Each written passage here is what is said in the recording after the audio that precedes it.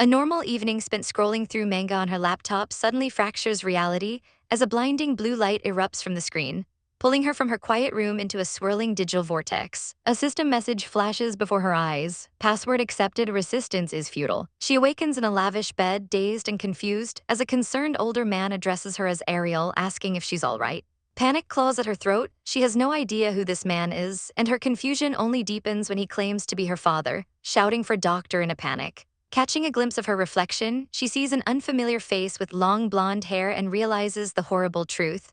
She's been transported into the world of a manga. A system notification confirms her fears, informing her that she has become Ariel, a character from the mystery of the ducal family's downfall, and her only way back is to save the Marquis family from ruin. Time seems to stop as the full weight of her situation crashes down on her. She is now the Villainess, destined for a tragic end. She quickly connects the dots. The man before her is her father, the marquis, the very one whose argument with Duke Elroy sparked the family's downfall. Frantically, she asks if he's already angered the Duke, but his shocked expression tells her everything she needs to know. She's too late. As he tries to comfort her, she opens her mouth to warn him about the future, but her voice catches in her throat. Time freezes again as a system warning appears, forbidding any spoilers under threat of punishment. She's trapped, forced to watch the tragedy unfold unless she can find another way. Just as despair sets in, a doctor enters the room, and she instantly recognizes him from the book. He's not a doctor, but an assassin who used his position to murder the Duke. With no time to explain, she leaps from the bed and sends a vicious kick into the man's chest, knocking him to the ground. Pinning him down, she grabs a letter opener, her eyes burning with cold fury as she demands to know who sent him. But before he can answer, he bites down hard, ending his own life and taking his secrets with him.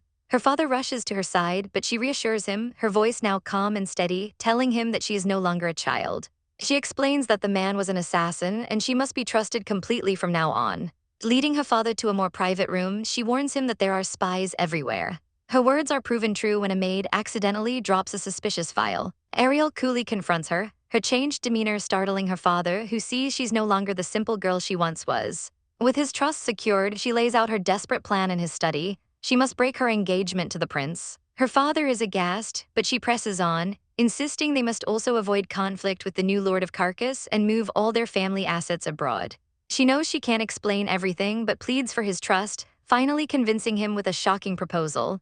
They will go together to apologize to Duke Carcass. He agrees, stating that she is his only beloved daughter and he has no one else to trust. At the Duke's mansion, they are forced to wait, and a maid tests her by intentionally spilling hot tea on her dress. Ariel remains calm, refusing to let the insult slide, and coolly puts the maid in her place, pointing out the disrespect shown to a Duke's guest. The maid, caught in her own trap, can only bow in apology. Unseen, Duke Carcass watches from the shadows, intrigued by the unexpected fire in the Marquis's daughter.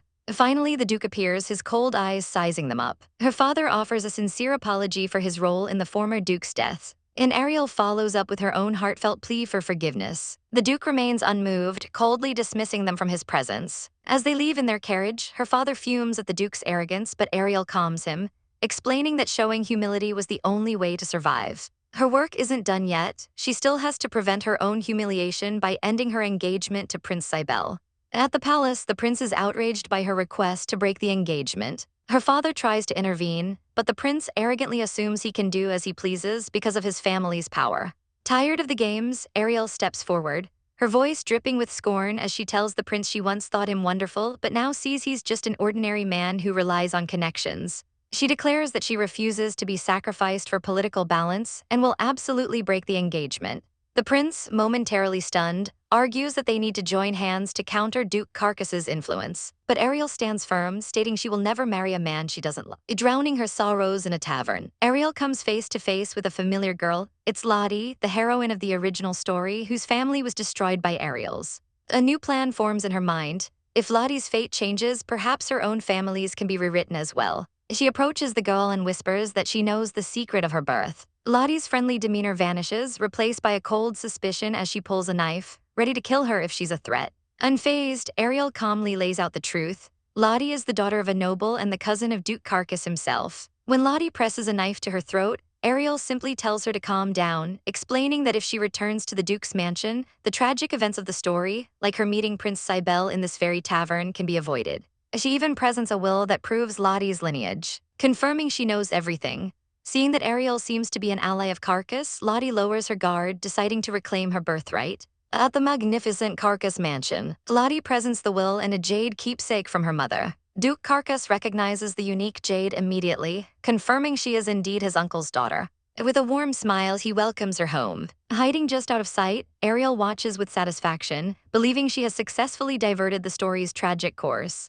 Lottie returns to the tavern to pack her things, now escorted by one of the Duke's men. Ariel watches them go, praying this is enough to save her family. Inside the tavern, a disguised Prince Cybele is drinking alone. As Lottie gathers her things, a group of ruffians begins to harass her, grabbing her arm and refusing to let go. She fights back, but they draw a knife, ready to escalate the situation. Suddenly, Cybele intervenes, placing a protective arm around her and telling the thugs that ganging up on a young girl is a disgrace. The men recognize the royal pendant around his neck and flee in terror. Ariel watches the scene unfold from the stairs, her heart sinking in utter despair. She had done everything to prevent them from meeting, yet destiny found a way.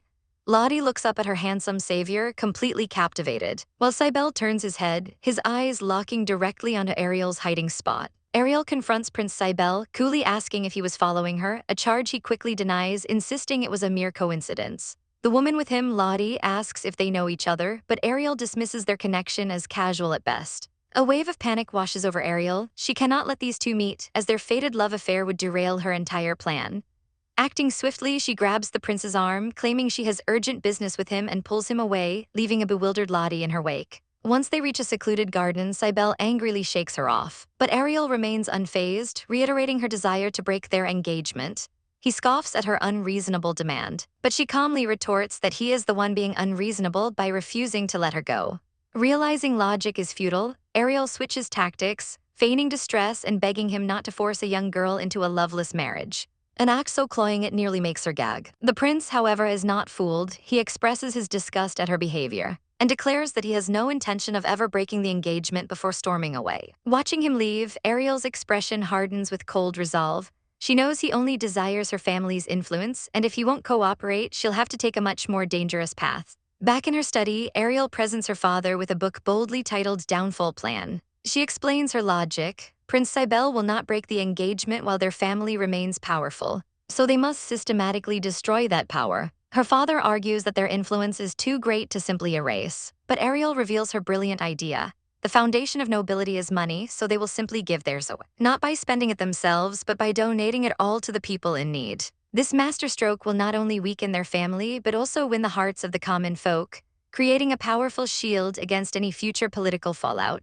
She immediately puts her plan into motion, personally distributing supplies and money to grateful citizens, who begin to chant praises for marquis ports. This bizarre act of charity soon reaches the ears of the powerful Duke Carcass, whose maid confirms that Ariel is liquidating her family's assets for the port. Intrigued, Carcass orders an investigation into the port family's motives. His cousin Lottie overhears Ariel's name and mentions their strange encounter, revealing that Ariel knew of her secret birth and was the one who advised her to come to the Duke's mansion. This information solidifies Carcass's curiosity. He decides he must see what this woman is scheming for himself. Ariel continues her charity work, basking in the success of her plan as her father's reputation grows. All while Carcass watches from a distance, noting how unusually approachable she is for a noble. The peaceful event is shattered when a group of thugs shoves through the line, grabbing supplies and pushing a maid. Ariel calmly intervenes, telling them to line up like everyone else. They whine about not having eaten for days, so she cleverly offers them extra if they simply wait their turn.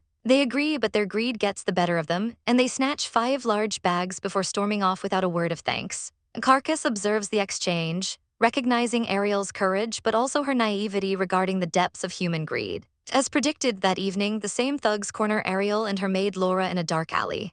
They brandish a knife, demanding money. Ariel, seething with anger, reminds them of the supplies she already gave them, but they sneer that they want enough to live comfortably for years. Realizing she's outnumbered, she offers them the cash she has on her, which they mock as insufficient. With no other choice, she makes a bold gambit, telling them to follow her to her house for more.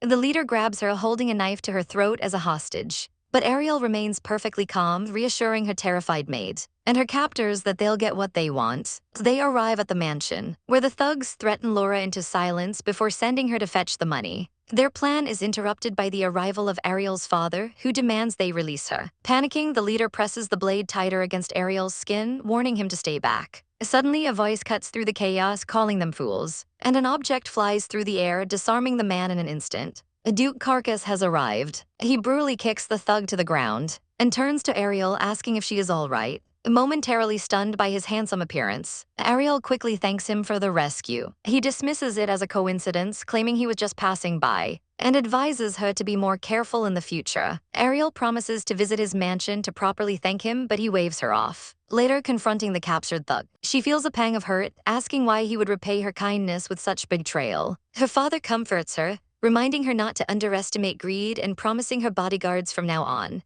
Ariel, however, is deeply suspicious of the Duke's coincidental arrival and resolves to investigate him. The next day, she is promptly turned away from his mansion by a maid, reinforcing her suspicion that his appearance was no accident. Determined to get inside, she seeks out the one person who can help her, Lottie. Finding her at a tavern, Ariel proposes a deal, asking for help getting into the Duke's mansion. Lottie is instantly hostile, accusing Ariel of trying to use her to get close to her cousin. Trapped, Ariel spins a convincing tale of unrequited love, blushing as she confesses to have long admired the Duke from afar, begging for just one chance to see him. Taking pity on her, Lottie reluctantly agrees, but only if Ariel comes in disguise. Lottie then brings a veiled Ariel into the mansion, introducing her as a friend. When Carcass questions the strange attire, Ariel meekly explains she has a pimple. As the women walk away, Lottie whispers that Ariel must truly love him. And Ariel plays her part perfectly. Little do they know, Carcass is watching them go, a sly smile on his face. He turns to his maid, revealing he knew it was Ariel the entire time from her scent. He muses that for her to go through so much trouble, she must have a grand objective, and with amusement, he decides to play along with her little game for now. Under the cloak of a starry night, Ariel infiltrates a grand mansion, her mind set on a single goal: find the list her father spoke of. Clutching a glowing gem meant to guide her, she slips into the study. But her initial search proves fruitless. She scoffs at her own foolishness. Of course, they wouldn't leave something so important in plain sight. A sudden realization strikes her: the desk drawer, a place her own father uses for important documents. But as her fingers brush against the wood, a cold hand suddenly clamps down on hers. A sharp cry of shock escapes her lips as she's confronted by a silver-haired man holding the now glowing gem. It's Duke Carcass, and his eyes are filled with a chilling fury. He demands to know what Lady Ariel is doing in his study at this hour, especially in disguise. Ariel stammers out a weak excuse about getting lost, but Carcass's piercing gaze tells her he sees right through the lie, warning that he will not be merciful if she continues to deceive him. Deciding honesty is her only option. She prepares to confess, but Carcass cuts her off, revealing he saw her outside his gate the previous night. He admits he followed her, suspecting the ruffians from the slums might cause her trouble, a prediction that proved correct. Ariel, stunned, apologizes for the misunderstanding, only for the Duke to corner her with another question: why did she suddenly begin her charity work? Feeling trapped, she tries to escape by claiming it's improper for them to be alone. But her evasiveness only deepens his interest. He vows that he will find out exactly what she's thinking. The following day, Carcass's cousin Lottie arrives, asking where her friend Ariel is. Carcass claims Ariel left on her own, a statement Lottie angrily refutes, exclaiming that Ariel would never leave because she admires him so much. This new information catches Carcass's attention, and Lottie instantly regrets her slip of the tongue. To twist the situation, Carcass coldly tells Lottie she was deceived. Ariel is nothing but a thief he caught sneaking into his study, leaving Lottie utterly shattered by the apparent betrayal. Meanwhile, at her charity diner, Ariel spots her fiancé, Prince Cybele. Just as a furious Lottie storms in, grabbing her and calling her a liar. Lottie furiously demands an explanation for sneaking into her cousin's house. Ariel desperately tries to explain it was a resolved misunderstanding and that she stole nothing. But the situation escalates when Cybele reveals that he and Ariel are engaged. The revelation horrifies Lottie and makes Ariel realize how terrible this looks. Knowing her friend is interested in the prince, Ariel quickly makes her exit, leaving Lottie to warn a skeptical Cybele about her fiancé's lies. Cybele calmly explains their engagement is purely political, devoid of any romantic feelings. Seeing a glimmer of hope, Lottie shyly asks if he might break the engagement. Her resolve hardening, she confesses that she fell for him at first sight. Mortified by her own boldness, she tries to flee, but Cybele stops her, captivated by her brave and adorable honesty. He is left alone to ponder his fate, a prince bound to a political match while someone so passionate stands before him. Later, Lottie confronts Carcass, asking if Ariel truly has a lover, explaining she saw her with Prince Cybele. Carcass's expression darkens as Lottie confirms the man's identity. Armed with this knowledge, Lottie seeks out Ariel again. After a tense apology, Lottie declares her feelings for Prince Cybele and asks Ariel to step aside. To her surprise, Ariel is delighted, revealing she's been trying to end the engagement herself, but the prince refuses. They instantly form an alliance, united by a common goal. Back at the mansion, Carcass learns Ariel's charity has expanded into a free dining hall. Dismissing his maid's suggestion of a forceful interrogation, he decides on a more subtle approach. He will join her circle. He arrives at the diner, stunning Ariel with his presence, and a briefcase overflowing with cash, declaring he wants to join her activities. Suspicious of his motives, but knowing she can't refuse the final boss, Ariel reluctantly accepts his generous offer. To test his resolve, she cheekily tasks him with clearing tables. Carcass, amused, is about to comply when a group of angry restaurateurs burst in, accusing Ariel's free eatery of ruining their businesses. In her office, Ariel listens as they demand she start charging for food. Before she can respond, Carcass intervenes, offering to buy their shops for 10 times their value. When they scoff at the down payment, Ariel coolly informs them they can collect the rest from Lord Port or, more importantly, from Duke Carcass, who she reveals is a major shareholder in her establishment. The owners, realizing they are utterly outmatched, quickly accept the deal. Ariel masterfully spins the situation, crediting her father's benevolence, further cementing her family's reputation and leaving Carcass to suspect a play for public support. Later, Carcass finds Prince Cybele and questions the strange, sudden charity of the Marquis Port. The prince waves it off as Ariel's impulsive nature. Carcass then pivots, asking about Lottie. Cybele's interest is immediately piqued, and he asks for an introduction, admitting he finds her fun to talk to. Seeing the prince's budding affection for his cousin, Carcass lies, claiming Cybele must have mistaken someone else for Lottie, who has supposedly been home for days, effectively shutting down the prince's inquiry. Lottie finds herself a prisoner in her own home, questioning why she can't go outside. Her cousin, the imposing Duke Carcass, informs her that someone is trying to capture her, and she's only safe within the residence. Lottie demands to know who would do such a thing, but her pleas are ignored. A maid named Nancy simply states that His Grace is doing it for her sake. Before locking the door and posting 2 guards outside, Lottie is frantic, trying the locked door and screaming that she has to go to the tavern, desperate to know who is after her. Elsewhere, Duke Carcass reveals the truth to Nancy. Lottie has feelings for the already engaged Prince Cybele, a match he cannot allow. He instructs Nancy to keep a close watch on her for a few days, adding that he's convinced his own fiancée, Ariel, is plotting something devious. Meanwhile, Ariel is with her father, who laments the enormous amount of money they've spent recently. He worries about their family's wealth, built over generations, disappearing so quickly. But Ariel reminds him they can't turn back now. Their house's ruin is the only way to break off her engagement. She grows concerned, however, admitting that Duke Carcass has been watching her very closely, which means he has no intention of forgiving her family. He even showed up at the dining hall she runs, a sign of just how much he values her father. Just then, a maid announces a late-night delivery from Lady Lottie. Ariel finds it strange that Lottie would send a maid instead of coming herself. They open the box to find a skirt, but upon unfurling it, they discover a crude drawing hidden inside. Ariel immediately deciphers the hidden message. The drawing shows a girl in Lottie's usual clothes, trapped in a mansion that looks exactly like the Duke's residence. Lottie is locked up and asking for help. Her father sternly warns her not to get involved in their family matters, and Ariel pretends to agree before immediately setting a rescue plan in motion with Nancy. That night, they sneak up to the Duke's residence. Nancy gives Ariel instructions to run the moment she fires her crossbow, before creating a diversion that sends the guards scrambling after her. With the entrance clear, Ariel slips inside the mansion, her heart pounding as she searches for Lottie. She finds 2 guards posted outside a heavily secured door. Thinking fast, she creates another diversion, firing her crossbow to shatter a nearby vase. As the guards rush to investigate the sound, Ariel ambushes them from behind, knocking them out with 2 swift blows. Musing that the Duke's servants aren't too bright, she picks the lock. Lottie, startled by the noise, is overjoyed when Ariel enters, urging her to hurry before her cousin returns. The 2 quickly make their escape. Ariel reassures Lottie that she's safe now and can hide at her shop for a few days. As they walk through the quiet streets, they are suddenly surrounded by a group of menacing men. Lottie wonders if her cousin sent them, but Ariel knows it's someone else. The men unfurl a portrait, confirming Lottie is their target before they grab her, clamping a hand over her mouth. Ariel screams for them to let her go, but as she confronts them, another man strikes her from behind with a club.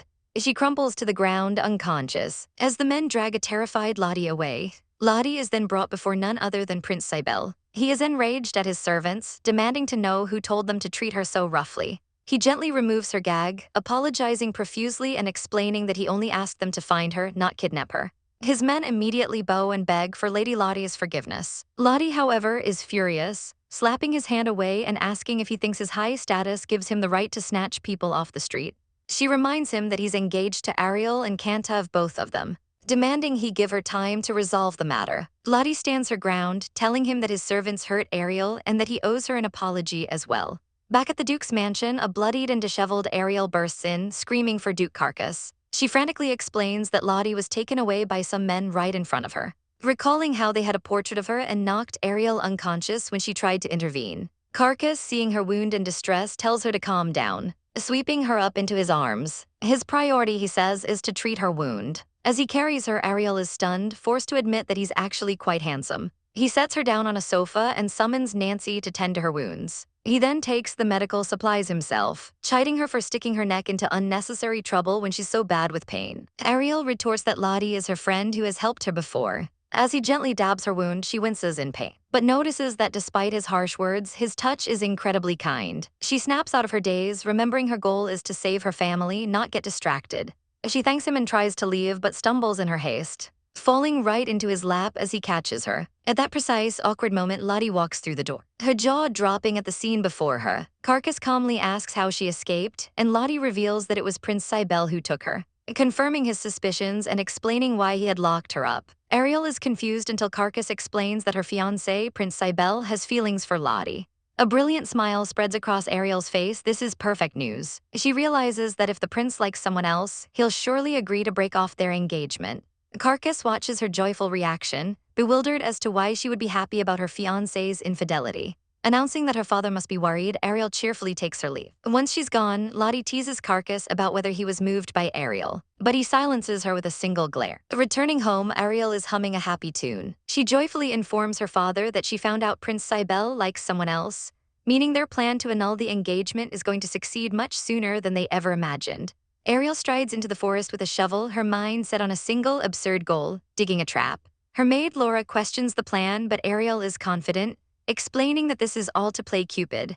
She's sure Lottie and Prince Cybele have feelings for each other, and all they need is a little push to realize it. Seeing her lady's determination, Laura agrees to help, and Ariel insists they dig together to finish before dark and avoid being discovered. Meanwhile, Duke Carcass is interrupted from his reading by a maid who reports something strange. Lady Ariel was seen heading into the forest carrying large shovels. Intrigued by this bizarre behavior, the Duke decides to investigate personally. Under the moonlight, Ariel and Laura admire their finished pitfall trap. Ariel instructs Laura to climb out first, passing up the shovels before following. But as Ariel begins her own ascent, the branch she's using as a handhold cracks with a sickening sound, sending her plummeting back into the hole with a scream. She lands with a thud, groaning about her terrible luck. Panicked, Laura asks what to do, and Ariel calmly tells her to find some sturdy vines to use as a rope. When Laura can't find any, she begins to cry, but Ariel comforts her, instead ordering her to go back and bring someone trustworthy with a real rope. Laura promises to return quickly and sprints off into the night, crying for help,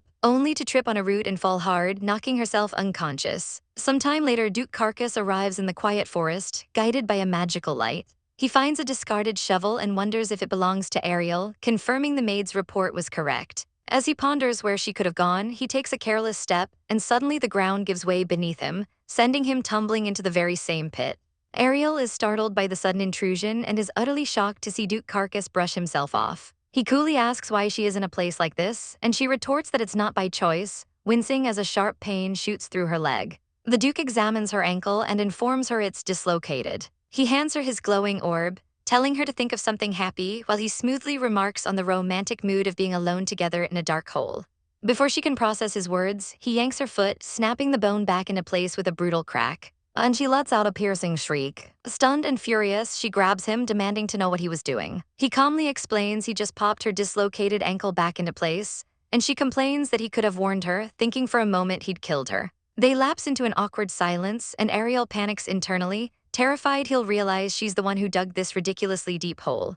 Just then, a cold rain begins to fall. To her astonishment, the Duke seems to fall asleep, and she nudges him awake, worried about what has happened to Laura. He wakes with a sneeze and deduces that Laura likely met with an accident, meaning no one will come for them until morning. Ariel seizes the opportunity to ask what business a Duke has in a deserted forest, and he simply closes his eyes, pretending to be asleep again.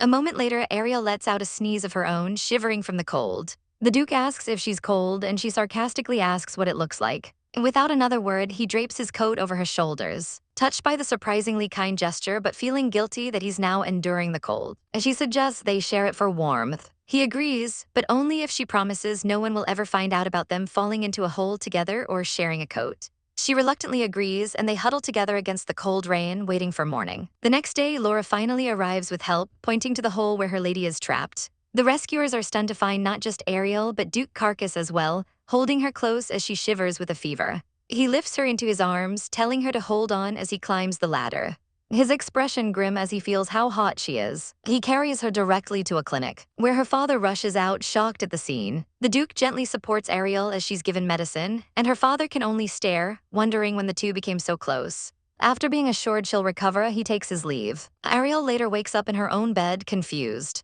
Her father immediately grills her about the situation, asking how she got so close to the Duke. She frantically denies any romantic involvement, explaining it was all an accident while she was trying to play matchmaker for a prince. She calls for Laura to corroborate her story, and the maid explains that she fell and hit her head, only getting help the next day. Laura then cheekily tells Ariel's father that the Duke is bothering her lady, much to Ariel's horror. Later, Duke Carcass is lost in thought at his desk, when his maid presents him with a guest list for a memorial party. He gives a shocking order: the entire Port family must attend. His maid reminds him of their hostile political relationship, but he states he has his reasons, intending to use the opportunity to eliminate their influence and gain his freedom. The maid can only surmise that his uncharacteristically emotional decision must be related to Lady Ariel. The invitation arrives at the Port household, leaving Ariel's father deeply suspicious of the Duke's motives. Ariel too has a bad feeling, sensing a scheme is afoot. That night, she decides she can't just wait for disaster to strike.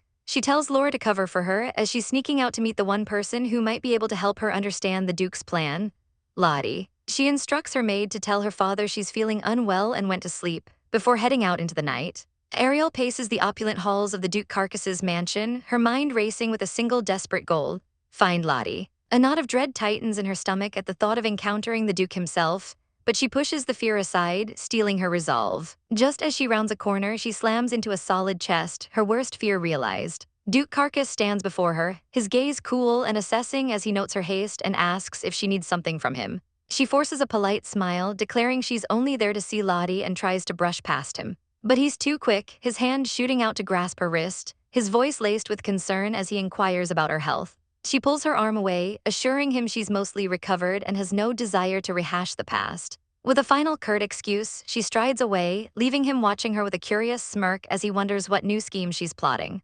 Finding Lottie, Ariel immediately launches into a well-rehearsed performance of a damsel in distress, her eyes welling with false tears as she claims her family is in terrible danger. Lottie, ever the kind soul, immediately promises to help in any way she can. Ariel reveals that Duke Carcass has invited her entire family to the late Duke's memorial, spinning a tale of fear and suspicion, suggesting he plans to use the occasion to take revenge on her father.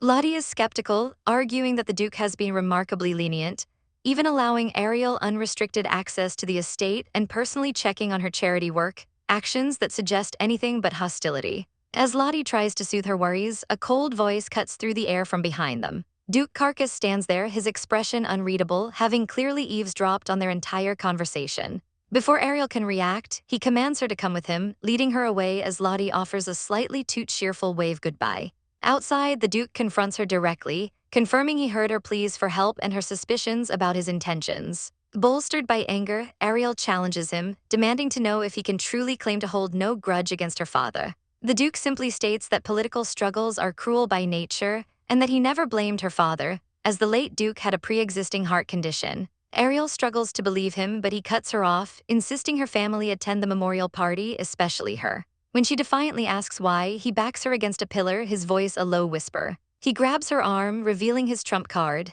If she doesn't attend, he won't help her break off her engagement. At the memorial gathering, Marquis, Port, and Ariel make their entrance, drawing shocked whispers from the other guests who remember the Marquis as the man who drove the late Duke to his grave. An old count named Henry confronts Duke Carcass, questioning his decision to invite his rival, but the Duke coolly replies that he has his own reasons. Later, Duke Carcass's eyes find Ariel and he asks her to dance. As they move across the floor, he brings up her engagement, pointing towards Lottie dancing with Prince Cybele and suggesting they could help the pair get together. He reveals his true motive. People are plotting to oust him, and he wants Ariel as an ally, a partner in the political games to come. He identifies Count Henry as his primary opponent. After the dance, Prince Cybele approaches Ariel, and she wastes no time planting a seed of chaos, revealing that Lottie is Duke Carcass's cousin, a fact that leaves the prince stunned. She urges him to use this information to reconsider nullifying their engagement. On a dark balcony, Count Henry gives orders to a maid named Nancy, telling her to watch Ariel closely, hinting that after 12 years of service, her time has come.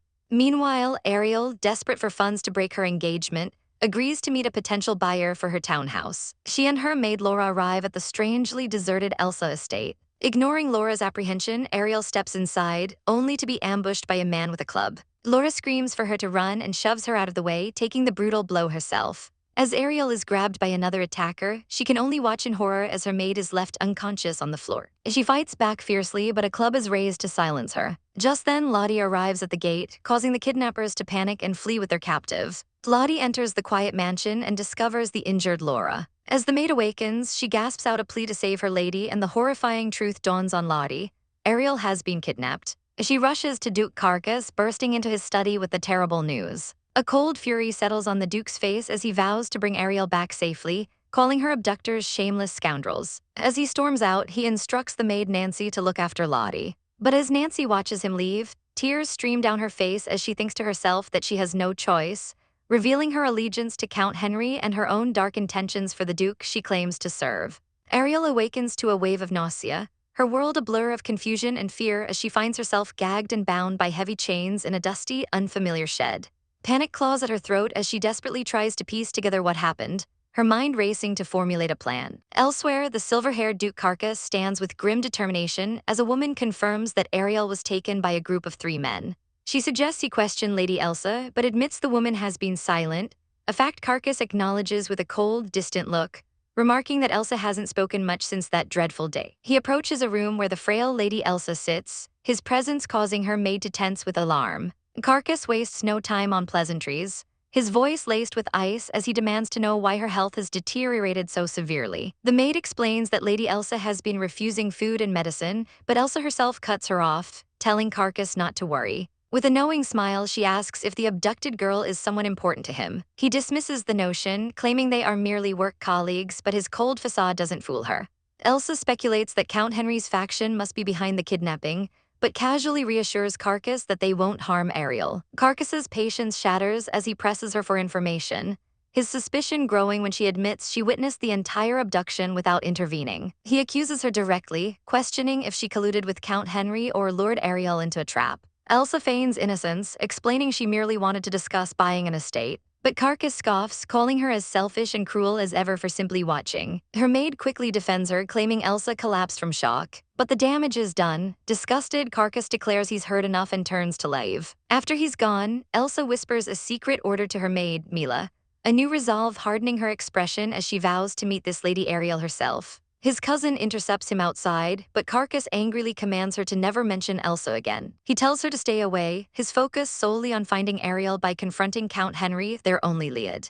As they argue, they spot Mila hurrying away, her haste immediately raising their suspicions. Carcass makes a snap decision. His cousin will go to Count Henry while he tails the suspicious maid. Mila arrives at the very shed where Ariel is captive, only to be stopped by 2 guards. She coolly presents a sigil from Lady Elsa and offers the men a feast, persuading them to let her check on the prisoner while they eat. Inside, she finds the bound Ariel and removes her gag, introducing herself as Lady Elsa's handmaiden. The revelation that she serves Carcass's adoptive mother sends a chill down Ariel's spine. Ariel's mind spins with paranoia, wondering if the food is poisoned and if this woman is one of her captors. When she presses for answers, Mila evasively makes her exit, leaving Ariel more confused than ever. Outside, Mila exhales in relief before finding the guards unconscious. She calls out to the woods, announcing that her lady has done all she can and that Lord Carcass must handle the rest. Carcass emerges from the shadows, realizing he was led here intentionally, his mind grappling with Elsa's true motives. He bursts into the shed, a wave of relief washing over Ariel at the sight of him. He quickly frees her, but their escape is cut short by the returning guards. Trapped, Carcass smashes open a locked window with an axe and hoists Ariel out. She begs him to follow, but the captors are already upon him. He orders her to run, promising he will return for her. Carcass faces the thugs alone, offering them a chance to walk away, which they foolishly refuse. He fights back fiercely but is quickly overwhelmed and held down, a club raised to deliver the final blow. But just as all seems lost, Ariel crashes back through the window, striking the attacker from behind. Karka stares in disbelief as she expertly kicks another man away, telling him they can talk after they've dealt with their opponents. A smirk finally breaks through his cold demeanor as he admits he gravely underestimated her.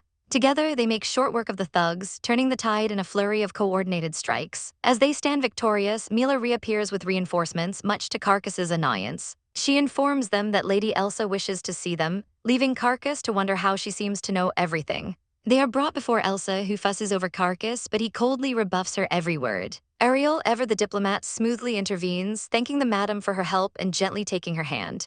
Carcass snaps at her for being overly familiar, but Ariel coolly defends her gratitude. His patience finally exhausted, Carcass grabs her, demanding to know if she ever considered that Elsa orchestrated the entire abduction. Ariel calmly points out that the real culprits were just captured. Defeated, Carcass orders Mila to show Ariel to her room. Once they are alone, Carcass's rage boils over as he confronts Elsa, demanding to know why she imprisoned Ariel only to send Mila to rescue her. Elsa pleads with him to believe she would never hurt him, reminding him that she raised him. That is the final straw. Carcass explodes, roaring that she only raised him to usurp his mother's position, calling her his enemy and the one responsible for his mother's death. Elsa denies it, but Carcass screams that he saw it with his own eyes, a memory that has poisoned his soul for years. A look of pure horror dawns on Elsa's face as she realizes the devastating truth. He was there that day. A tense memory surfaces for Duke Carcass, a moment years ago when his father confronted a woman named Elsa, noting with cold clarity how surprised she was to be seen by him. The past bleeds into the present, taking him back to a day when he was just a 10-year-old boy, playfully hiding from his mother, Elizabeth. She found him with a gentle smile, calling his name. But their game came to a horrifying end as she suddenly cried out, her stomach racked with pain. As his mother collapsed, Lady Elsa rushed to her side. But it was too late. With her last breath, Elizabeth pleaded for her son to live a full life before her eyes closed forever.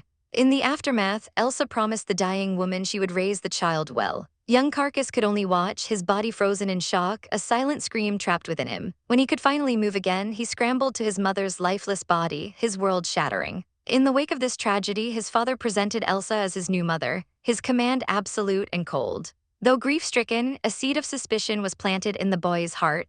He was certain Elsa was involved in his mother's death and swore he would one day uncover the truth. Outwardly, he obeyed, numbly calling this stranger mother. Years passed, and the boy grew into an 18-year-old duke, the hatred in his heart simmering just beneath the surface. His suspicions were fueled by the whispers of maids who gossiped that Elsa had killed the former duchess to elevate her own status. He had endured all these years for one purpose, to avenge his mother, vowing to never forgive that woman. The moment for his revenge arrived with his father's death.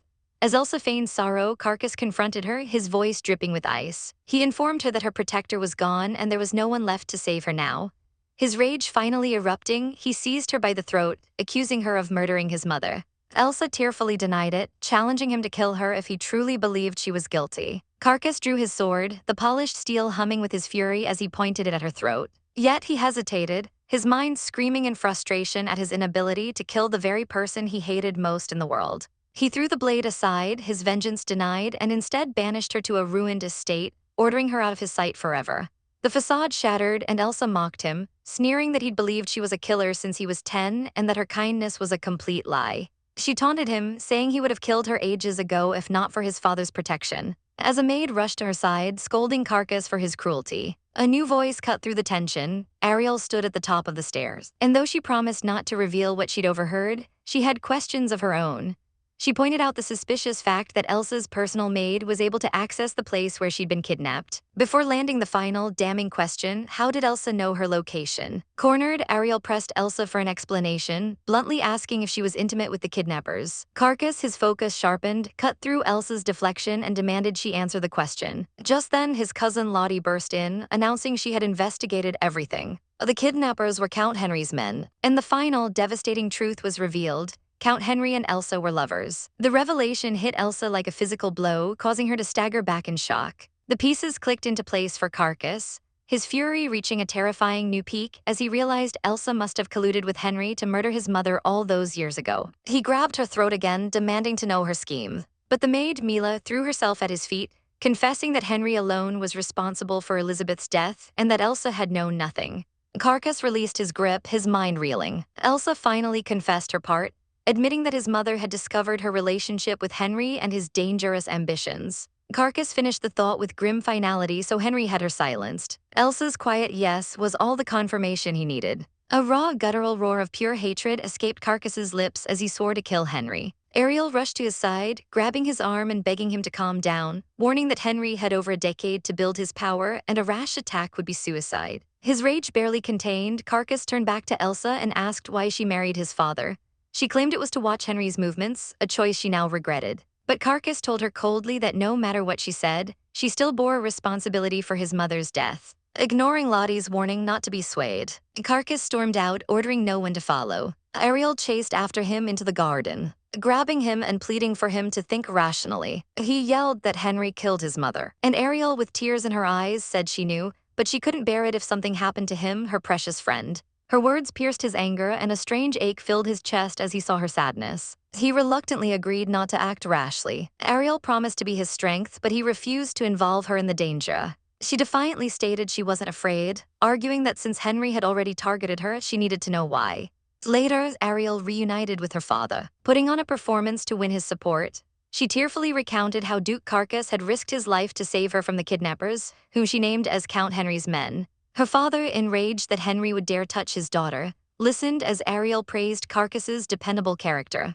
Seeing his daughter's clear affection for the Duke, he abandoned his neutral stance and vowed to support Carcass against Henry. Lottie later visited Ariel, revealing that Count Henry was now trying to use her to gain influence with Prince Cybele, a move that had sent Carcass into a depressive state, locking himself away. Ariel's heart ached for him, feeling his defeat. When Carcass finally emerged, he announced to Lottie he was going to the palace. His goal was shocking. He intended to ask Prince Cybele to break off his engagement to Ariel. As he said the words, he turned and saw Ariel standing right behind him, her eyes wide with disbelief as she asked him why he would ever do such a thing. Ariel desperately chases after Duke Carcass, demanding to know why he intends to speak to the prince about annulling her engagement.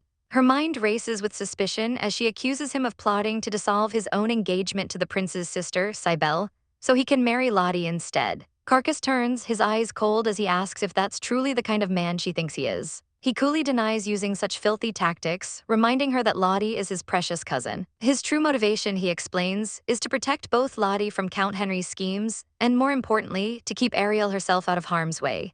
The revelation stuns Ariel. She hadn't considered he was worried about her too. Carcass takes her hand, warning her not to underestimate their enemy and pleading with her to stay out of it, to which she quietly agrees. Later, Carcass confronts Prince Cybele, confirming he wishes to annul the engagement for now, but making it clear that the future depends entirely on the prince's actions. Lottie then arrives, surprised to find the two men together. But Cybele quickly welcomes her, calling everything a misunderstanding. The prince then calls for Ariel, who is equally surprised to see him. With everyone present, Cybele finally addresses Ariel, acknowledging her long-standing wish and formally agreeing to annul their engagement. A strange emptiness fills Ariel. She thought she wanted this, but now that the moment is here, she feels no happiness at all. She realizes with a sinking feeling that the prince only agreed because of some promise made to Duke Carcass. Carcass leads her outside, where she demands to know what he said. He explains with a faint smirk that the prince only wanted her for her family's political backing, a power that Carcass himself can match. Ariel's perception of him shatters. The power-hungry man she imagined had just submitted himself for their sake. The next day, a cheerful Ariel surprises Lottie in the garden, playfully covering her eyes. She reveals that her engagement to the prince was publicly called off, just before revealing Prince Cybele himself, holding a bouquet of roses, ready to confess his love. Lottie flushes, wishing she'd dressed up for the occasion. As the prince asks her to share her life with him, she joyfully accepts and they share a tender kiss. Watching from the side, Ariel feels a surge of happiness for her friend, vowing to protect their smiles no matter what comes next. But the peaceful moment is broken when a maid announces the arrival of Count Henry. Carcass's face darkens, shocked at how quickly the news traveled. The Count smoothly congratulates Lottie, who is surprised he already knows, but he brushes it off as public knowledge. He then requests a private word with the prince and Lottie, leading them away as a worried Ariel watches.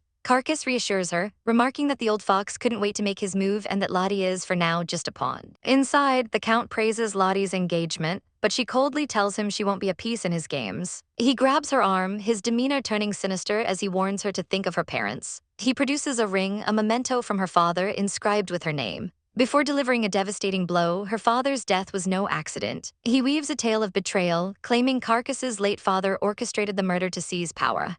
Lottie screams for him to stop, her mind reeling. Refusing to be manipulated, she declares that Carcass has always been kind to her and that her loyalty to him is unshakable, regardless of his father's past. That night, a furious Count Henry plots in the woods, frustrated that his attempt to sow discord failed. His maid Nancy suggests a new target, Ariel. Nancy whispers a new lie, claiming the annulment was driven by Ariel's own feelings, a weakness they can exploit.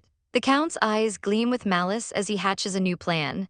They will make Ariel believe Carcass orchestrated everything just to seize her family's power. Meanwhile, Ariel walks through the halls, filled with gratitude for Carcass and relief for her family's future.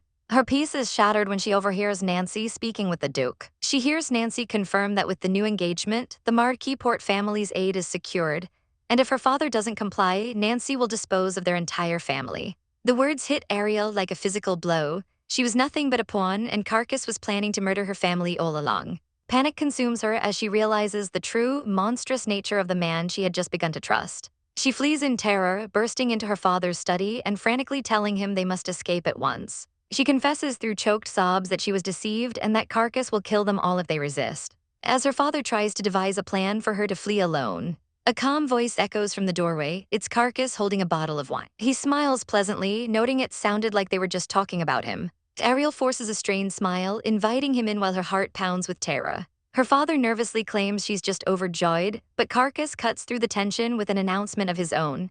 He wishes to take Ariel as his wife. Ariel stares in horror, seeing it as the final checkmate in his twisted game. He steps closer, telling her he's long considered her the perfect woman for him. She desperately tries to refuse, belittling her own family's power and accusing him of wanting to marry her for political gain. Carcass simply looks at her, says no, and then drops to one knee, opening a ring box and asking her to marry him.